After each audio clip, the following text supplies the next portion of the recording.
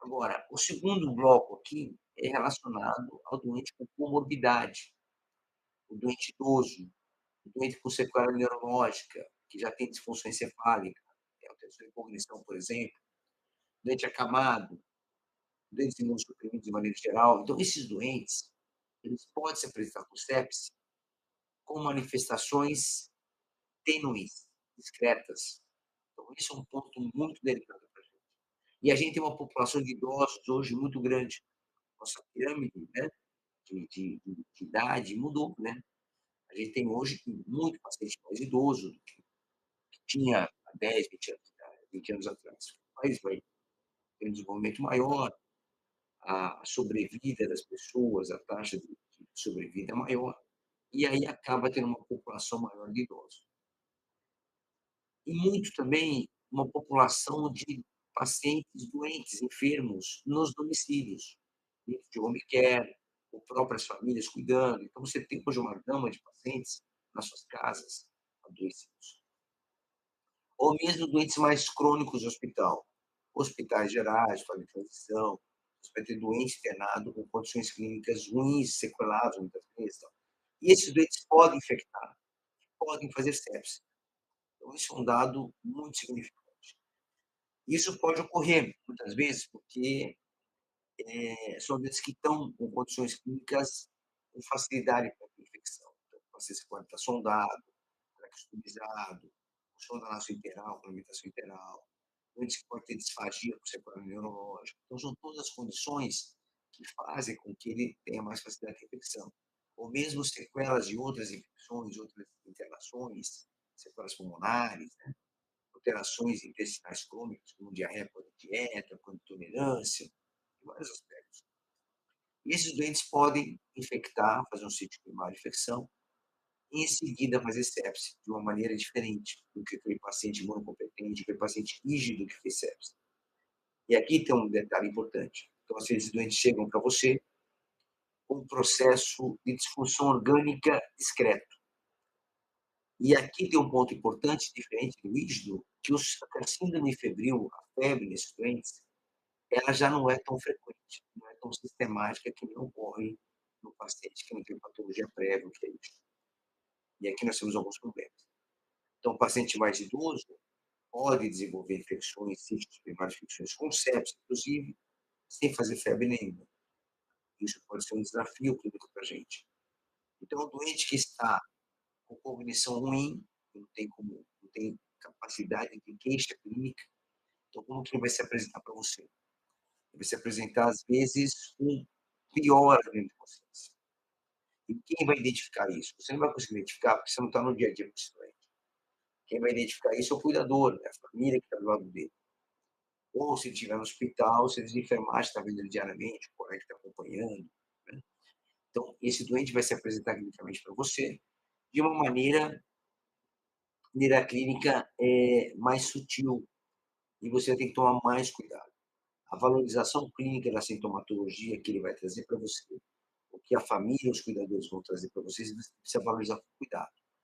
Então, manifestações como confusão mental, sonolência, piora de nível de consciência, piora da cognição. Então, todas as queixas sistêmicas cefálicas são importantes no doente.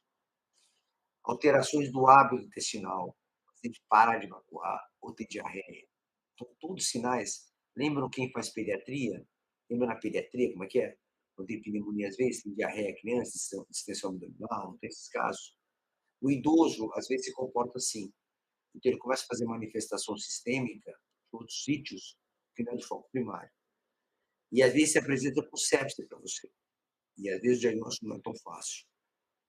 Porque ele não tem a cognição para queixar. Você vai ter que respeitar a queixa que chega da família, que chega do cuidador para você. Bom, as avaliações topográficas da infecção, flogose do tegumento, edema articular, crepitações pulmonares, sinais clínicos mais macro, mais objetivos, que você vai ver no exame físico, já vão te ajudar a setorizar um sítio primário. Isso é muito tranquilo de fazer. E aí você vai partir para a investigação da possibilidade de sepsis ou não nesse doente.